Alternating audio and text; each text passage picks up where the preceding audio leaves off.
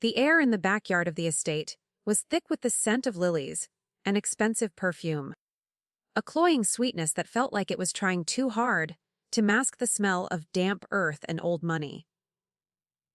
It was only 5 o'clock in the afternoon, but the string lights were already glowing, draped across the oak trees like shimmering spiderwebs. I stood by the long buffet table, my fingers moving with a mechanical, practiced rhythm as I smoothed the edges of a stack of linen napkins. Each one had to be perfectly aligned, 3 inches from the edge of the mahogany. My mother passed by me, her heels clicking against the stone patio. She handed me a heavy silver tray of glassware, without even breaking her stride or meeting my eyes. "Can you make sure these are polished, Varity?" she asked. It was not a question. It was an instruction given to a fixture, a piece of the architecture. I took the tray, the cold metal biting into my palms, and nodded. "Yes, Mom," I said to her, retreating back. This was the architecture of my invisibility. I had built it stone by stone, year by year. I looked at my reflection in the polished silver and saw a version of myself that was carefully rounded at the edges, softened so as not to catch the light. I remembered my graduation from law school 8 years ago. I had been standing on that stage, the heavy velvet of the robes weighing on my shoulders, ready to accept my Juris Doctor. I had looked into the crowd for my parents, but they were already standing up, rushing toward the exit. Evelyn had faked a fainting spell, a dramatic, breathless collapse that demanded every ounce of oxygen in the room. By the time I walked across the stage, my family was in the parking lot, fussing over her, while she sipped bottled water and basked in their terror. I learned then that my achievements were a threat to the family ecosystem. If I was big, Evelyn felt small. And if Evelyn felt small, the house burned down. So, I became the admin. I became the quiet one at the courthouse who answered phones and filed papers. It was a lie that felt like a safety blanket. A car door thudded shut in the driveway, the sound heavy and expensive. The chatter of the early guests died down for a heartbeat, the kind of silence that usually precedes a royal entrance. I felt that familiar, sharp twist in my gut, a physical manifestation of the lie tightening its grip. I adjusted the heavy, dark framed glasses I wore like a shield and stepped back into the shadows of the drink station. I told myself that I only had to endure 6 hours. 6 hours of being small. 6 hours of being useful. 6 hours of watching the world orbit around my sister while I stayed in the dark, keeping the peace. But as I saw Evelyn step out of the car, her white silk dress catching the afternoon sun, I felt something shift deep inside me. It was a quiet, cold realization that the weight I was carrying was no longer protecting them. It was only crushing me. I didn't know then that by the time the sun set, the silence I had spent a lifetime perfecting was about to be shattered by a single, undeniable truth. The gravel in the driveway crunched under the tires of a pristine black sedan, a sound that always signaled the arrival of the center of our universe. Evelyn did not just exit a vehicle. She emerged as if she were stepping onto a stage, her every movement calculated to draw the eye. Her silk dress was the color of a fresh pearl, catching the fading gold of the late afternoon sun, in a way that made her seem to glow from within. Beside her, Daniel followed, looking every bit the high-powered corporate attorney he was. He was polished, his suit tailored to a degree that made everyone else on the patio look slightly frayed at the edges. I watched them from the relative safety of the drink station, my hands busy with a crystal pitcher of iced tea. My goal was simple: to remain a background character in the story of her life. I felt a familiar suffocation, that tightening in the center of my chest that always appeared when Evelyn was near. It was the feeling of being pulled into a gravitational field that I had spent years trying to resist, only to eventually succumb to the ease of the shadow. Evelyn scanned the crowd, her eyes lighting up, as she spotted a group of my father's most influential business associates. She didn't wait for them to come to her. She swept toward them, Daniel in tow, her laughter ringing out across the lawn like a chime. I saw my parents instantly straighten their posture, their faces lighting up with a pride they never quite managed to summon for me. Before I could slip away to the kitchen, Evelyn's gaze snapped to mine. A sharp, knowing smile crossed her face, and she beckoned me over with a flick of her wrist. It was a gesture one might use for a favored pet or a reliable servant. I felt the heat rise in my neck, but I set the pitcher down and walked toward the light. "I want everyone to meet my sister, Varity," Evelyn said, her voice dropping into that melodic, condescending tone she reserved for family gatherings. She wrapped an arm around my shoulder, her grip surprisingly firm, pulling me into the tight circle of wealthy donors and old family friends. "This is the one who keeps our lives from falling apart. She is just admin at the courthouse, you know. Keeps the files straight, answers the phones, makes sure the real work gets done by the people in charge." A few of the guests gave me polite, pitying smiles. One man, a developer whose name I had seen on dozens of land use permits, nodded vaguely. "That is very important work, dear," he said, his tone suggesting he was talking to a child who had just shown him a finger painting. "It is good to have someone reliable in the family who is not too busy to help with the little things." Evelyn laughed, a bright, brittle sound. "Exactly," she said. "Varity is our rock. She does not have to worry about the stress of big cases or high-stakes negotiations like Daniel does. She just stays in her quiet little office and makes sure the staplers are full." I looked at Daniel. I expected him to join in, to offer a clever quip about the legal world that would further bury me in the role of the humble assistant. But he didn't. He was watching me with an intensity that made me feel exposed. His eyes searched my face, flicking from my eyes to the way I held my jaw, and then down to my hands. There was a frown tugging at the corners of his mouth, a look of deep, analytical puzzling. He looked like a man trying to solve a riddle that he was certain he had seen the answer to before. The suffocation I felt earlier turned into a sharp, cold anxiety. Daniel was a man who lived in the details, a man trained to spot the one piece of evidence that did not fit the narrative. And standing there, under the warm glow of the string lights, I realized for the first time that my mask was not as seamless as I had believed. My sister's mockery was meant to keep me down. But it was Daniel's silence that truly terrified me. He was beginning to see the cracks in the architecture of my invisibility. The chime of a silver bell rang out from the veranda, my mother's signal that the formal dinner was about to begin. The guests began to drift toward the long, white-clothed tables. But Daniel lingered for a second, his gaze still fixed on me as Evelyn pulled at his arm. I turned back toward the drinks, my heart hammering against my ribs. The transition from the cocktail hour to the dinner felt like the closing of a trap. I had survived the arrival, but the night was young, and the questions were only beginning to form. As I walked toward the end of the table, far away from the head of the family, I felt the weight of Daniel's curiosity, following me like a shadow I could no longer shake. The transition from the open patio to the formal seating area felt like the tightening of a noose. As the guests filtered toward the long tables, I retreated to the edge of the terrace, hoping to blend into the shadows of the climbing ivy. My pulse was a steady, rhythmic thrum in my ears, a reminder of the adrenaline I was working so hard to suppress.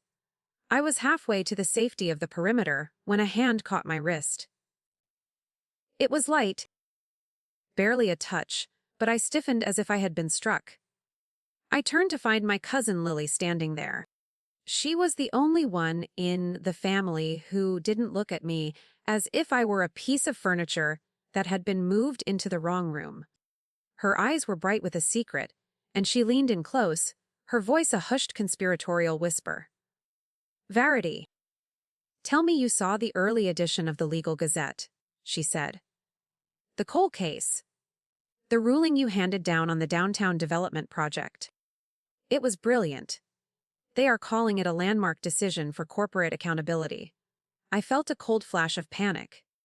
I scanned the area, making sure my mother or Evelyn were out of earshot. "Lily, please," I whispered back, my voice tight. "Not here. I am just the admin today.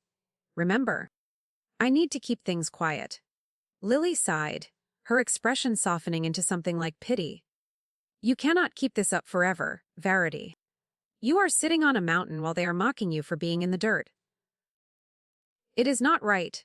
I shook my head, my jaw set. "It is easier this way," I told her. "Peace has a price, Lily. And I am willing to pay it if it means I do not have to spend 3 hours defending my career to people who only want to hear their own voices." She squeezed my hand once before drifting away, leaving me alone in the cooling air. But the solitude was short-lived. As I turned back toward the buffet to check the silver, I found Daniel standing by the bar. He had bypassed the wine and was pouring himself a glass of sparkling water, his movements slow and deliberate. He didn't look up as I approached, but I knew he was aware of me. "Varity," he said. His voice was different when he wasn't performing for the crowd. It was lower, sharper. "I have been thinking about what Evelyn said earlier. About your work at the courthouse downtown." I kept my eyes on the lemons I was slicing. "It is mostly organizational," I said, repeating the practiced script. "Schedules, filings, making sure the judges have what they need before a session begins." Daniel leaned against the bar, crossing his arms. "Interesting," he said. "Because the downtown district has been implementing a new digital filing system for the last 18 months. It has eliminated about 80% of the manual admin work Evelyn described." He paused, letting the statement hang in the air between us. "In fact, most of the staff I interact with there are specialized legal clerks or career bureaucrats." "You do not strike me as a bureaucrat, Varity." I felt small beads of sweat forming at my hairline despite the evening chill. "I just do what I am told, Daniel. It is a living." He took a slow sip of his water, his eyes never leaving mine. "I am a corporate litigator," he said quietly. "My entire career is built on the ability to read a room and identify the most powerful person in it. Usually, it is the one talking the loudest. But sometimes, it is the one who is the most silent. The one everyone else is trying very hard to ignore." His scrutiny felt like a physical weight. He wasn't just curious. He was interrogating me with the same surgical precision he likely used in a deposition. I could see the gears turning behind his eyes. A memory trying to find its place in the present. He was testing the boundaries of the lie I had lived in for 3 years. I forced a smile, though it felt brittle on my face. "You are overthinking it, Daniel. My sister is the one with the exciting life. I am just here to make sure the napkins are straight." I turned away before he could respond, my heart hammering a frantic rhythm against my ribs. I could feel his gaze on my back all the way to the table. The storm was no longer on the horizon. It was overhead. The first heavy drops of truth beginning to fall. By the time I took my seat at the far end of the table, the air felt charged with a static that made my skin crawl. The peace I had worked so hard to maintain was fraying at the edges, and for the first time in years, I wasn't sure if I wanted to save it. The long dining table was a sea of white linen and flickering candlelight, a beautiful facade that felt more like a courtroom gallery than a family celebration. I took my place at the very end, the seat furthest from the head of the table, where the shadows of the garden wall began to swallow the light. My heart was still a frantic bird in my chest after my encounter with Daniel, but I forced my features into a mask of placid indifference. This was the script. This was the role. At the head of the table, my father stood, his wine glass raised. The crystal caught the golden light, shimmering as he looked toward Evelyn. "We are here tonight to celebrate more than just a union," he began, his voice booming with a pride that never quite reached the far end of the table where I sat. "We are celebrating a legacy of excellence. To Evelyn, who has always been our brightest star, and to Daniel, a man whose reputation in the legal world precedes him." My mother beamed, her hand resting on Evelyn's arm, as if to anchor herself to her daughter's success. I watched as the guests toasted, the sound of crystal clinking together echoing like small, sharp cracks in the air. No one looked my way. I was the silent observer of my own life, a ghost at the feast I had helped to prepare. Evelyn leaned into Daniel, her voice rising so it would carry the full length of the table.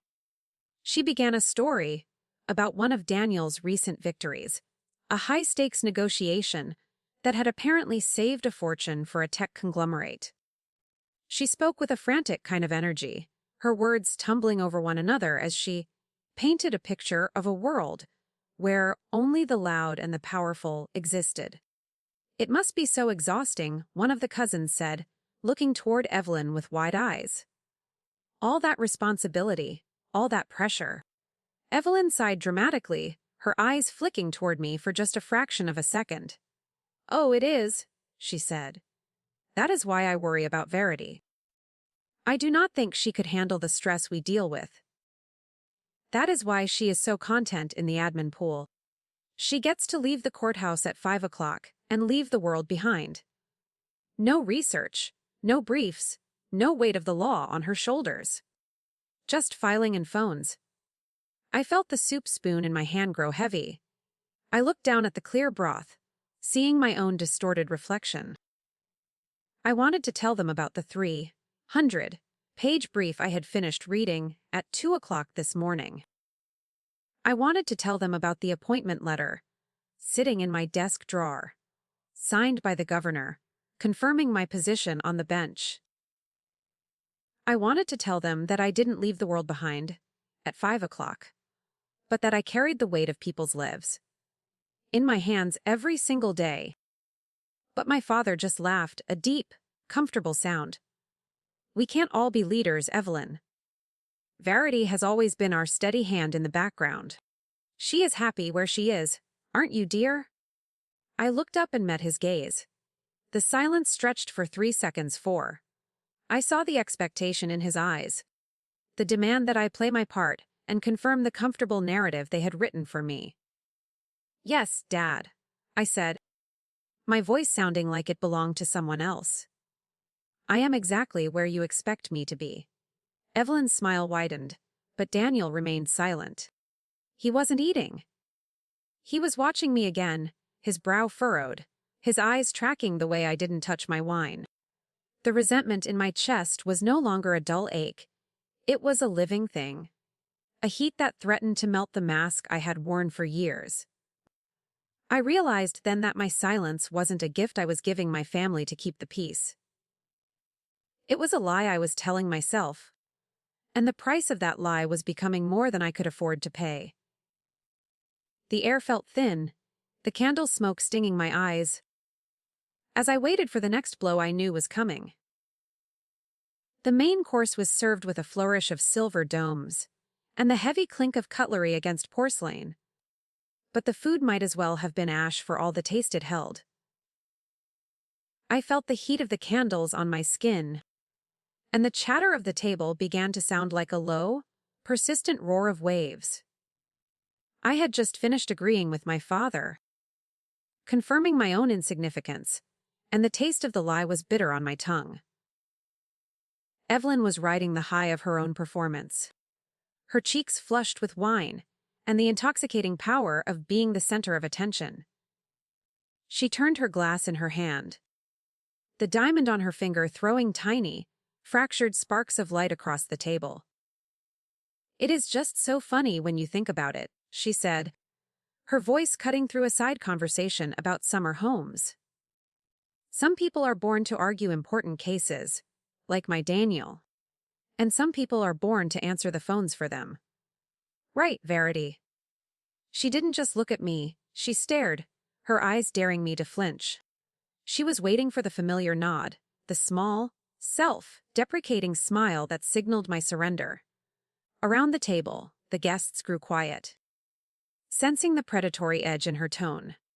My mother stared intently at her plate, adjusting a sprig of parsley, while my father reached for his wine glass and then stopped, his hand hovering in mid-air, as if he were frozen by the sudden shift in the atmosphere. That was when Daniel moved. He didn't laugh, and he didn't look at his fiancé. He turned fully in his chair, his body language shifting from passive observer to active investigator. The stillness that followed was absolute. It was the kind of quiet that precedes a landslide, a heavy, expectant pressure that made the air in the garden feel too thick to breathe. "Wait," Daniel said. His voice was slow, measured, and stripped of the social pleasantries he had been using all night. "Varity, what exactly do you do at the courthouse?" The question did not fit the script. It was a jagged piece of metal pushed into the gears of a well-oiled machine. For a moment, no one spoke. The lie hung there, awkward and exposed, like a wire pulled loose from a wall, sparking in the dark. I felt every pair of eyes shift in my direction. There was nowhere left for the deception to hide, and the weight of 3 years of silence pressed into my shoulders with the force of a physical blow. I did not answer right away. I looked down at my hands. They were resting on the white linen, steady and pale. My thumb traced the cool rim of my water glass. The sensation grounded and real against the swirling chaos of the moment. I could hear the low hum of the outdoor lights and the distant, rhythmic chirping of crickets in the tall grass beyond the fence. Life was continuing, even as the version of myself I had presented to this family began to crack open. In that pause, 1,000 small moments rushed through my mind. I remembered every holiday, where I had been the one asked to clear the plates, while Evelyn described her latest promotion. I remembered every dinner where my hard work was summarized into a single word that made my parents comfortable. I realized then that I had not been protecting them by staying quiet. I had been protecting a version of myself they preferred, a smaller, muted girl who didn't challenge anyone's pride or disrupt the balance of the room. Across from me, Evelyn's smile was beginning to look like a grimace. Her jaw was tight and her eyes were sharp with a sudden, flickering fear. She could sense the shift, even if she didn't understand what was coming. Daniel was still waiting. He wasn't impatient or mocking. He was simply expectant. The old instinct told me to soften the answer. It told me to say something vague about legal assistance or administrative support to keep the peace one last time. But a different feeling rose up inside me, calm and steady. It wasn't anger, and it wasn't a desire for revenge. It was clarity. If I stayed silent now, the lie would keep living, and I would have to keep shrinking until there was nothing left of the woman I had worked so hard to become. This wasn't about embarrassing Evelyn. It was about refusing to disappear. I straightened my back, set my glass down with a small but definitive click, and prepared to speak the truth. "Judge," I said. The word landed softly, almost politely, but the effect was immediate. The air shifted. There were no dramatic gasps or shouting, but it was as if someone had turned off the background noise of the world. Conversations died mid-breath. Forks paused halfway to mouths. Even the string lights seemed to hum louder in the sudden, absolute vacuum of sound. For a second, no one moved. My mother's face drained of color so fast it was startling. Her lips parted, then closed again as if she were searching for a sentence she had never rehearsed. My father blinked hard, his hand tightening around his glass before he set it down carefully, treating it as if it might shatter if he were anything less than gentle. Evelyn laughed. It was a sharp, brittle sound that cracked the silence. "Oh my God," she said, waving a hand dismissively. "Very funny, Varity. You almost had them." I did not look at her. I kept my eyes on Daniel. He had not laughed. He had not moved at all. His expression had changed in a way I recognized instantly from the bench. It was not confusion or anger, but the look of recognition finally snapping into place. He leaned back slowly, studying me as if he were reassembling a memory piece by piece. "Judge," he repeated quietly. Then his eyes widened just a fraction. "Varity Cole, the courthouse downtown." No one breathed. The only sound was the wind stirring the leaves of the oak trees. "You presided over my case last year," Daniel went on, his voice gaining strength. "The one with the multi-million-dollar corporate dispute. I stood in front of you for 3 weeks. I remember thinking then that you were the youngest judge I had ever seen on the Superior Court bench. But I never connected the name. You looked so different in the robes. I recall your name on the docket now, Varity Cole. I just never put the two together until this very moment." The silence deepened, becoming heavy and undeniable. Evelyn's smile froze on her face. Her eyes darted between Daniel and me, her confidence beginning to fray at the edges. "What are you talking about?" she snapped, turning toward her fiancé. "She works admin. She answers phones. You have met her twice at family dinners. You are confusing her with someone else." Daniel did not look at her. He remained focused on me. "I know what admin work looks like, Evelyn," he said calmly. "And I know what a judge looks like." Varity was fair, direct, and she didn't grandstand. She listened to every witness with an intensity that most people in my profession lack. That is why I remember her. My father finally found his voice, though it was thick with disbelief. "You are a judge?" he asked. "Since when, Varity?" 3 years, I said evenly. My mother shook her head as if the word itself did not make sense in the context of our family. "But you said you were assisting someone. You said you were just helping the court get through the backlog." "I was at the beginning," I replied. "But when the permanent appointment came through, I stopped trying to explain it because no one ever asked a follow-up question. You were all so happy with the story you had already written for me. That was when it hit them. Not all at once, but slowly and painfully. I watched the realization wash over them that the story they had been repeating for years had not been corrected, because it was convenient for them. It didn't threaten the balance of the room. It kept Evelyn as the star and me as the reliable shadow. Evelyn pushed her chair back, the legs scraping harshly against the stone patio. Her face was flushed deep red. "This is ridiculous," she said. "You let everyone believe you were a clerk. Who does that? Who hides a career like that from their own family?" I met her gaze for the first time, and I did not look away. "I did not lie, Evelyn. I just stopped correcting you when you mocked me."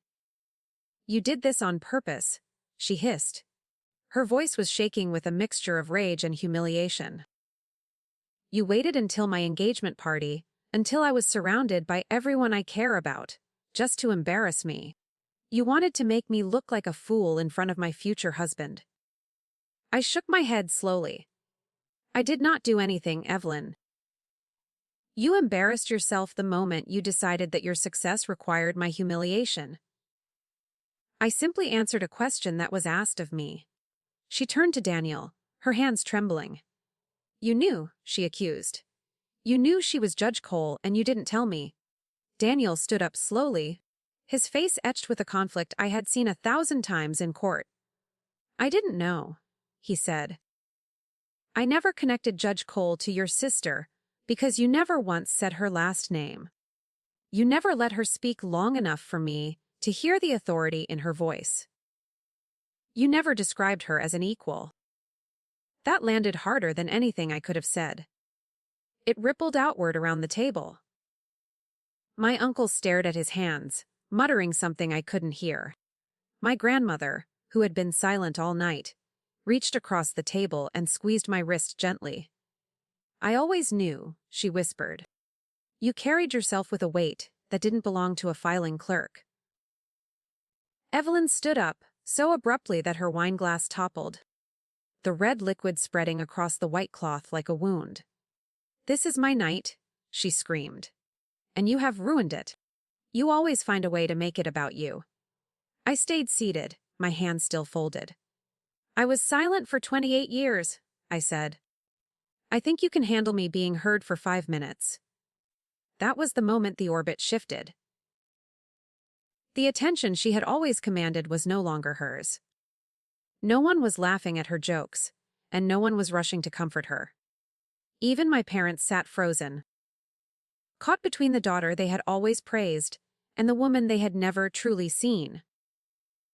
I felt a strange sense of relief, as if a heavy cloak had been lifted from my shoulders. The high stakes of the night had been met, and for the first time in my life, I wasn't the one who had lost. The silence that followed Evelyn's outburst was not empty. It was heavy, a physical weight that seemed to press the very air out of the garden. My sister stood there, her chest heaving, her eyes darting from face to face, searching for the familiar wall of defense she had relied on her entire life. But the wall had crumbled. My parents were looking at me, as if I were a stranger who had just walked into their home and sat at their table, their expressions a painful mixture of awe and profound shame. Evelyn's gaze finally landed on Daniel. She reached out, her fingers trembling as she touched his sleeve. Daniel, tell them, she whispered. Tell them how she planned this. We are supposed to be a team. You are supposed to be on my side.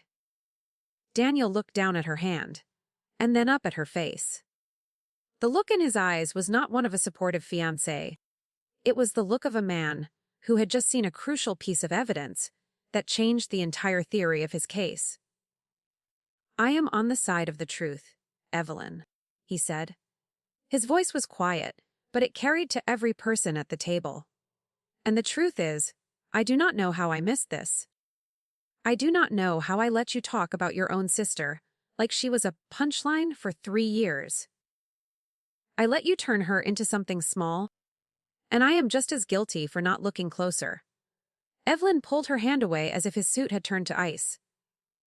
You are choosing her, she asked, her voice rising to a shrill, hysterical edge. You are choosing the admin over me. She is not an admin, Evelyn, Daniel said, his voice hardening. She is a judge of the superior court. She has more integrity in her silence than you have shown in this entire evening. The breakdown was not explosive. It was a slow, agonizing dissolution. Evelyn looked around the table one last time, seeing the shifted orbit.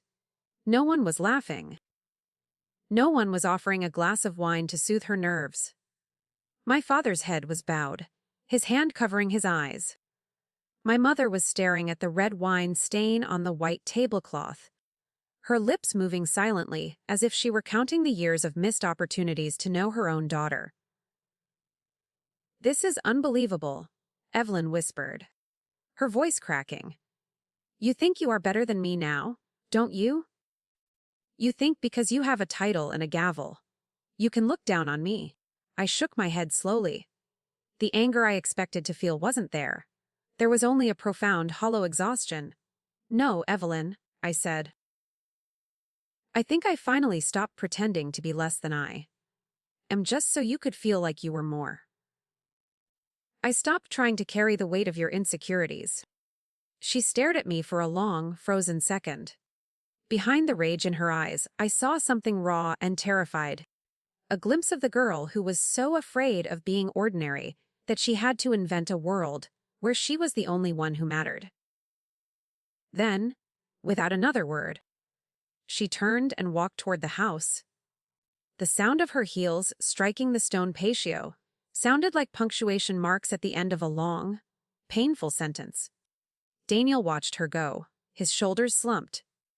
He looked at me, and I saw a deep conflict in his eyes, but also a newfound respect. I need to go talk to her, he said quietly. Not because I agree with her, but because I need to know if the woman I am supposed to marry even exists outside of this performance. I nodded once, a gesture of dismissal. I watched him follow her into the house, and then I was left with my parents. The guests began to murmur. The spell finally broken, as they stood and moved toward the exits, their departures hurried and awkward. No one wanted to be a witness to the wreckage that remained. My mother finally reached across the table, her hand hovering near mine, but not quite touching. "Why didn't you tell us, Varity?" she asked, her voice small and fragile. "Why would you let us think you were struggling?" I looked at her, really looked at her. For the first time in a decade. I didn't pull away, but I didn't move closer. "Because every time I tried to be seen, you looked away," I said. "You didn't want a judge. You wanted someone who could help with the napkins and keep Evelyn happy. You didn't want the truth because the truth was inconvenient." My father didn't argue. He couldn't. The silence that settled over the table was honest. For once. It was the silence of a house that had been built on sand and had finally met the tide. I felt something unfamiliar settle in my chest. It wasn't the heat of triumph or the coldness of revenge. It was relief. It was the feeling of setting down a heavy hack at the end of a 100-mile journey and realizing that I never had to pick it back up again. I was no longer a shadow. I was simply myself. The next morning, I woke to a quiet apartment and a strange, crystalline sense of calm. There was no dread pooling in my stomach, no frantic replaying of the night's events in my head. Just the steady, golden slant of sunlight through the blinds and the distant, rhythmic hum of the city waking up outside my window. For the first time in years, the air in my home felt entirely my own. The messages started arriving around 10 o'clock. My phone buzzed on the nightstand with a persistence that was almost comical. There were missed calls from aunts I hadn't spoken to in months, and long, rambling texts from cousins offering clumsy apologies that smelled of sudden, desperate interest. My parents had left 2 voicemails. I listened to neither. I knew what they would say, the tentative, fragile tone they would use, and I wasn't ready to let their confusion back into my space just yet. Around midday, a knock came at my door. I knew before I opened it that